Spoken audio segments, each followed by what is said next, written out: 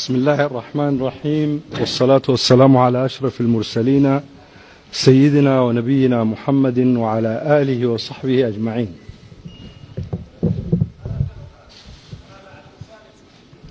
الإخوة والأخوات من الصحافة المحلية والدولية، لقد كان لنا الشرف كوسيطين ممثلين للاتحاد الأفريقي ودولة جمهورية أثيوبيا الديمقراطية الاتحادية أن نكون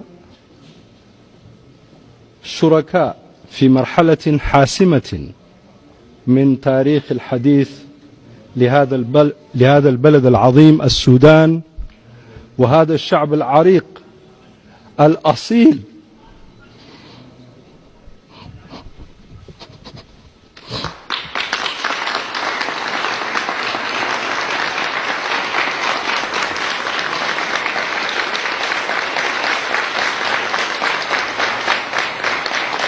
الذي يجب أن يخرج من بوتقة الفقر ومن بوتقة الحصار المفروض عليه ومن سجل ما يسمى بدولة داعمة للإرهاب.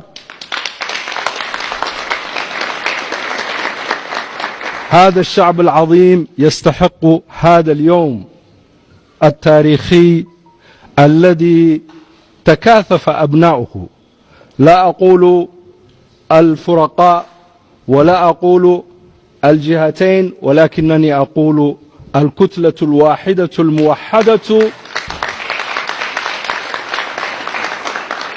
بجيشه العظيم المجلس العسكري الانتقالي وأبنائه الأشاوس،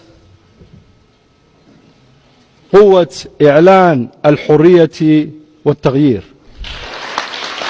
هنيئا للسودان، هنيئا لأفريقيا. وللصحافة الأثيوبية أقول بزاريو أولت لبزو جزي يتساتف نبت የሱዳን የድርድር የመጀመሪያው ምዕራፍ በሰላም ተሳክቷል።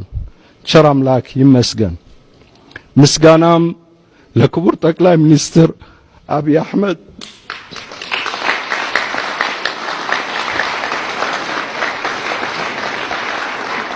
ይድረሳቸው። It is a great moment that the people of the Sudan have reached this historic moment. The parties, I would not say the different entities of the Sudan, but a unit, a united front that represents the gallant army of the Sudan, the Transitional Military Council, and of course the revolutionary youth, intellectuals, pioneers who have taken to the streets